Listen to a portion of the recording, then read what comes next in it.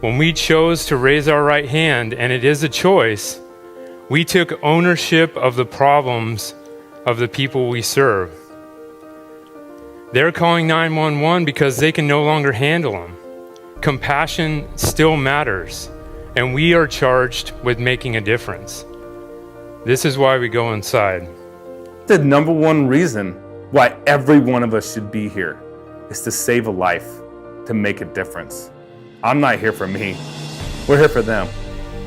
So why don't we just put them first and have our tactics represent that? Meaning, we're gonna go in and do what we do regardless of what somebody tells us in the street and treat it as if it's occupied until we prove otherwise.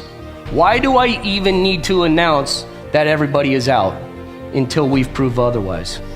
This house was black to the floor in every room except the 12-year-old's bedroom. Didn't have a lick of smoke in it. Tell me you're willing to gamble with a 12-year-old's life by standing on the outside and making a decision. We own the interior of these structures. It's our job to go in and protect the survivable space, because you don't know what you don't know. Success begins long before the alarm comes in or the tones go off. It means being there for your fellow firefighters, being a reliable teammate, well-trained, passionate, and into the job. For civilians, it is an understanding that we will come for them always, and understanding that those who come for them are well prepared. It is about a winning mindset, playing to win on every run of every tour. The FDOI is known for its unwavering commitment to training and teamwork. It's simply part of our DNA. And it's woven into every aspect of our culture. The box, 92340, address 50-08, 108 Street, between 5051 Avenue, reported fire from a private dwelling. Please call the... I'm unapologetically for a search culture that removes victims in the first 6 to 10 minutes. I'm unapologetically for extinguishment by occupying the interior so that we can search. I'm unapologetically for believing the structure is not clear until the fire department searches it. I'm unapologetically for research to challenge our thoughts and beliefs and tactics. And I am unapologetically opposed to anyone who spends thousands of dollars equipping, training firefighters only to take away their ability to make decisions on the scene with these risk-averse policies and slogans that are totally counter to common sense and our mission of saving lives. Them. Your water's for them. Your engine is for them. Everything you do is for them.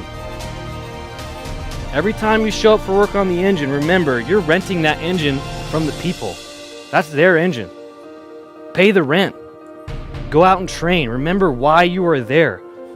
In the 1600s, the first paid engine company was established with the mindset that that engine was there for the people, that fire suppression was there to protect civilian lives, not just property, but lives.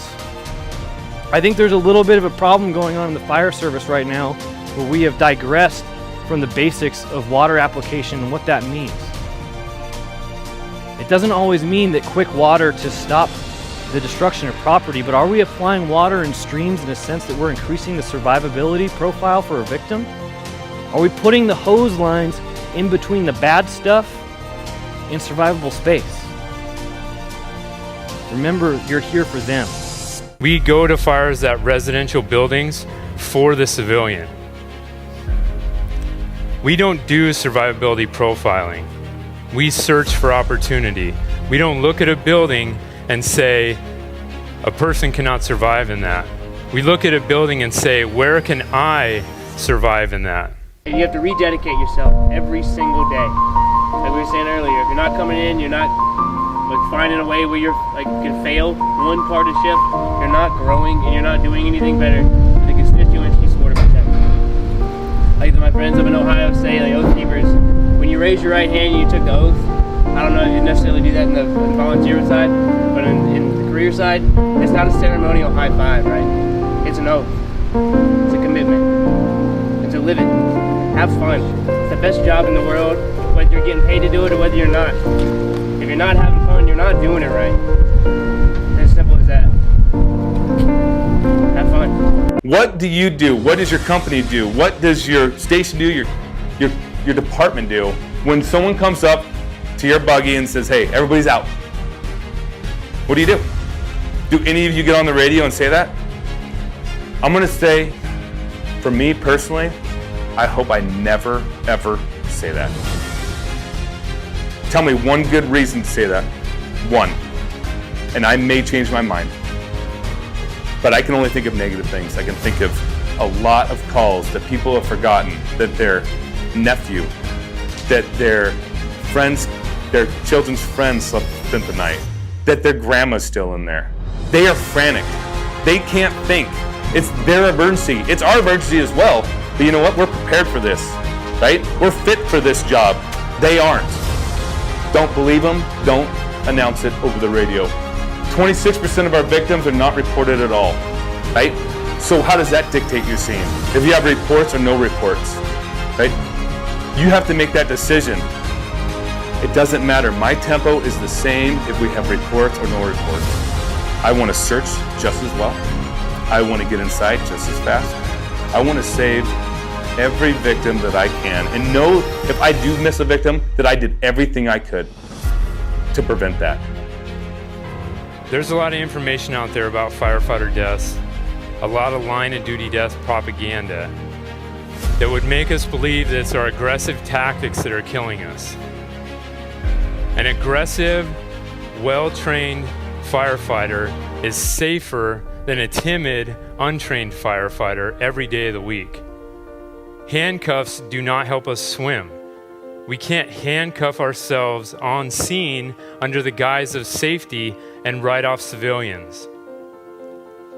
If you want to talk about firefighter safety, do it before and after the fire. Work out. Wear your seatbelt. Wear your mask. Wash your gear after a fire. But the time during the fire, the civilian has purchased that time for us to put them ahead of ourselves. We learn very young that everything in life has a price. Everything. Being a firefighter has a price. Sometimes the ultimate price. And death notwithstanding, it always comes at a high cost. Being a firefighter, every one of you here today has reasoned and accepted the cost. We've publicly acknowledged what we're willing to endure, what we're willing to pay for this honorable life, for the privilege of being an American firefighter. So there's this quote that says, "Would you want you rescuing you?" And so when I look at that, I'm not a resident of Livingston. I don't live here. But my wife and 2 kids, I have a 2-year-old and a 2-month-old daughter at home. And like, I'm relying on the fire department to save them in the event of something happening. And so I have to have enough faith in the people that wear the uniform up there to rescue my family. And that's the faith that I want to be able to give the residents of the city of Livingston when all of you go to work and your loved ones are at home. That's the relationship that I want to build. And that's what every community deserves, not just the city of Livingston. So please, we want to be held accountable, and we want to serve the best of our ability for the residents of Livingston and throughout the state of California. That's our job.